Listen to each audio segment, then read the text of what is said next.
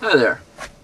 I think we'll start in the van with what I think is the most unique feature of this van. It's something you probably never find in any other van. Well, not at least here in Sweden. I've seen them in America, but not in Sweden. Anyway, so we have a fireplace. This fireplace is made from material you can get from any heating and ventilation place. I got it for free because they were throwing out this piece, and what it is, usually a fan sits inside this. It has 2 inches of fireproof insulation on the outside, or 5 centimeters I guess, so it's very well protected against heat coming out to the outside, and it's got a nice box in here, enough to create a nice fire. And you can put, I have coils that, I'll explain this to you. It's the heating system for the van, where the hot water gets heated, that both heats the floor and also for the shower. So I'm going to start the fire now, and it picks up pretty good, so you don't have to watch this.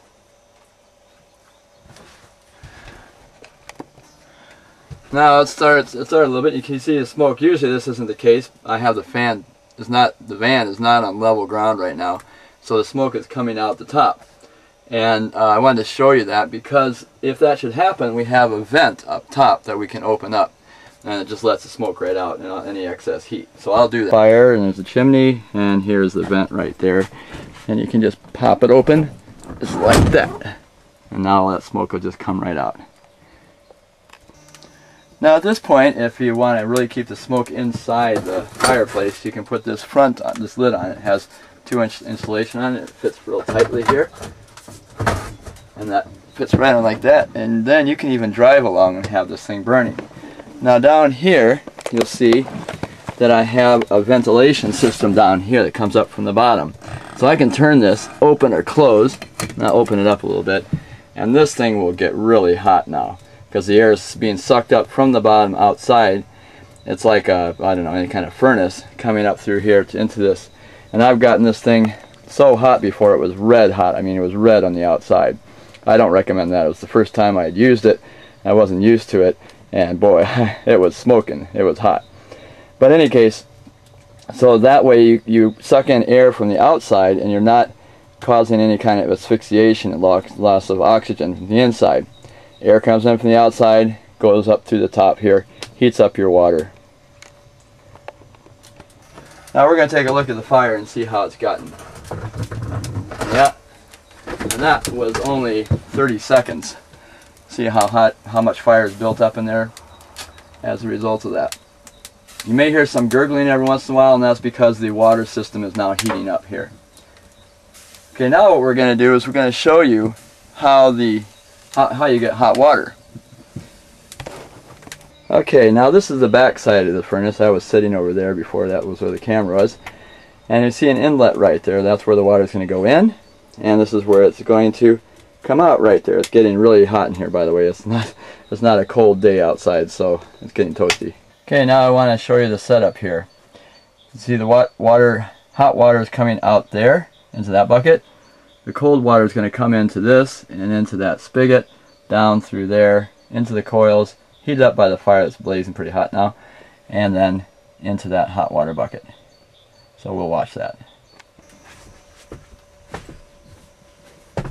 Okay, now watch this. This is going to be really something. Gotta open up the spigot here, down below. I'm going to pour this into here. You might hear some sizzling.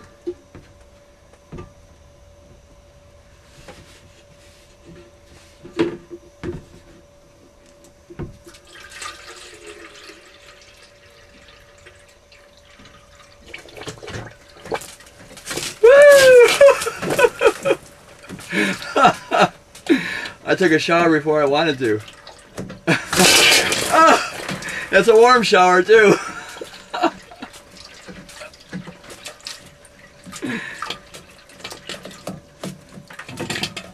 Maybe I haven't got this open.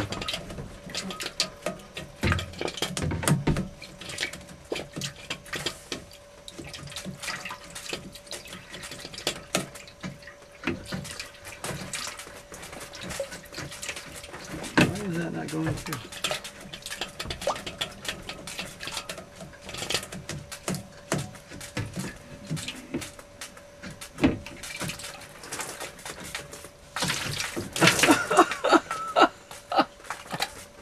This is a riot.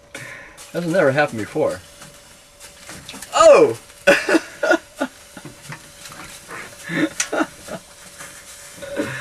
Okay. Okay, I think we're ready for the real thing now. What happened was that the spigot, the outside outlet, had gotten plugged with carbon after being sitting for so long. So now we cleared that out. Now we try it again. So here we go. Pour the cold water in. Everything should be all systems ready. Oops, I got it. Yeah, you can hear it kind of steaming already. I got a good little fire going in there. And there it goes. You hear that? Woo, that's hot water coming out now. It'll cool off in a little bit though. There we go. Yeah, it's steaming down there.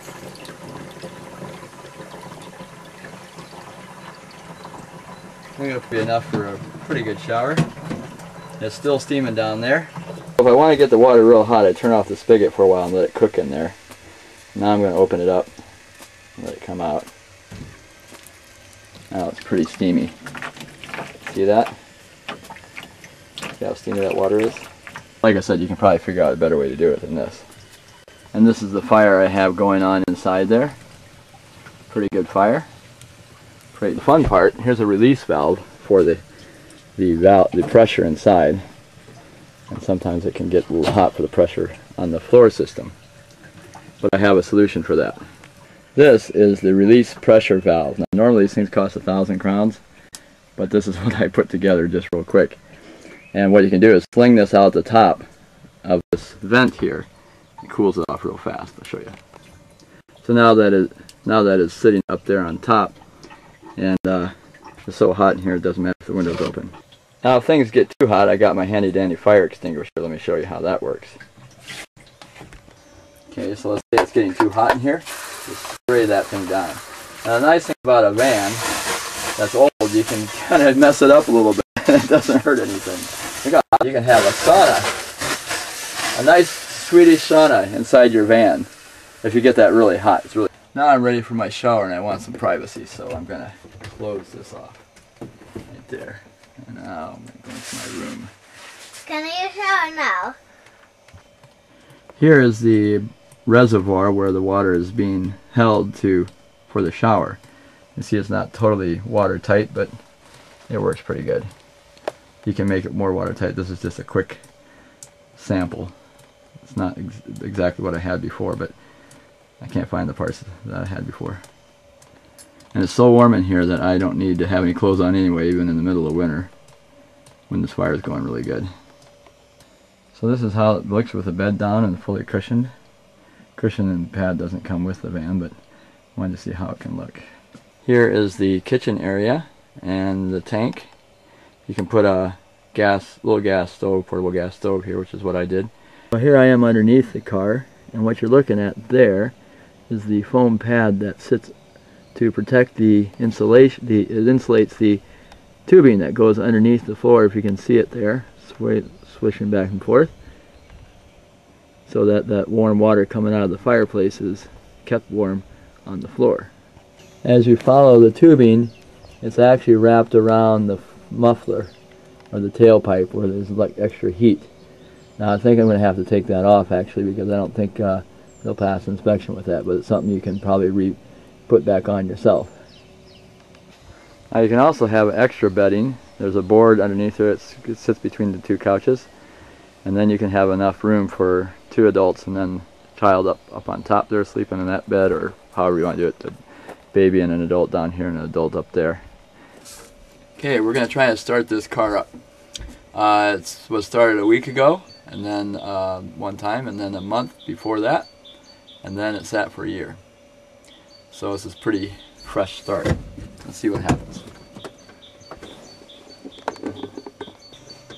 Okay, here we go. Not